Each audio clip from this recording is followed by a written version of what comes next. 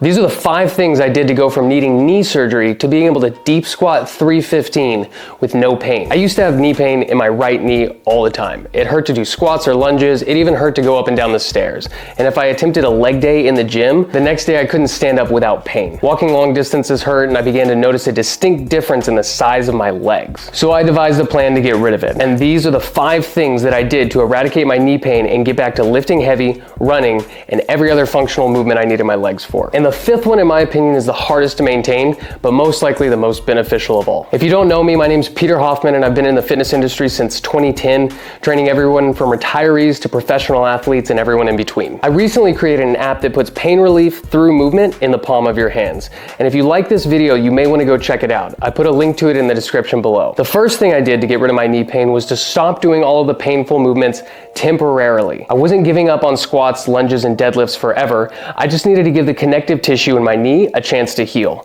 So I wasn't stopping things like walking, going up and down stairs, or any other daily activity. In fact, light activation was actually helping to stimulate blood flow and recovery there.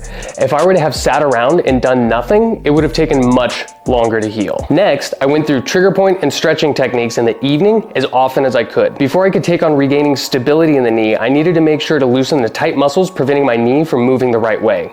So I rolled my calves and hamstrings, quads, adductors or inner thigh, and glutes. And one technique that I used was whenever I found a tender spot in that muscle, I would hold it and bend and extend the nearest joint to it to help relieve tension in that muscle and allow for more mobility at the joint. Then I stretched the same muscles: calves and hamstrings, quads and hip flexors, inner thigh and groin area, and glutes. I held each of these stretches for about a minute each, but during that minute I would move through the joint itself to try and access a greater range of motion through the joint. Third thing I did was when my knee started feeling mobile and less painful, I started to introduce light load lower body workouts again, focusing heavily around stabilizing my knee. I used only my body weight and I did lots of reps, and sometimes with a very slow tempo. These movements were hip circles on all fours, both internal and external, bird dogs, and lock-kneed clamshells, making sure your hips stay pointed down towards the ground as you try and lift your lead knee,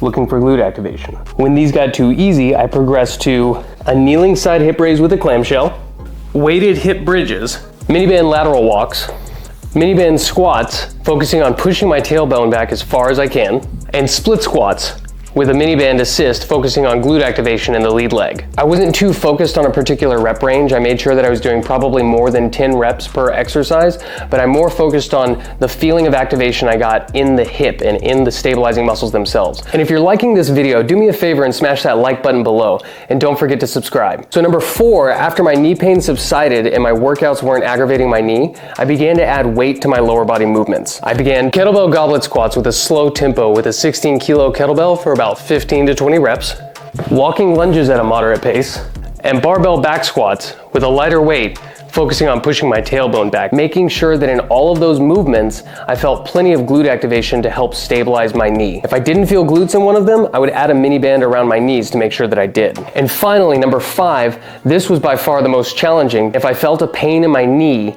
no matter how small, I dialed the weight back and focused purely on glute activation and banded movements. And this personally was the hardest for me because I simply wanted to push through the pain so I could get my feeling of accomplishment after an intense workout, but I had to catch myself and think long term, do I want to deal with that pain again of not being able to walk downstairs or stand up without pain? And in the moment, it was super hard to shift my focus to maintenance and health, but it was worth it. Now I'm back to squatting heavy, lunging heavy, and running miles without pain. So if you're dealing with a knee pain similar and you're not sure how to fix it, give this a shot. I also made an app to go through the rolling and stretching in detail with you. There's a link in the description below. You get a 7-day free trial on me. Thanks for watching. Don't forget to subscribe, and I'll see you in the next video.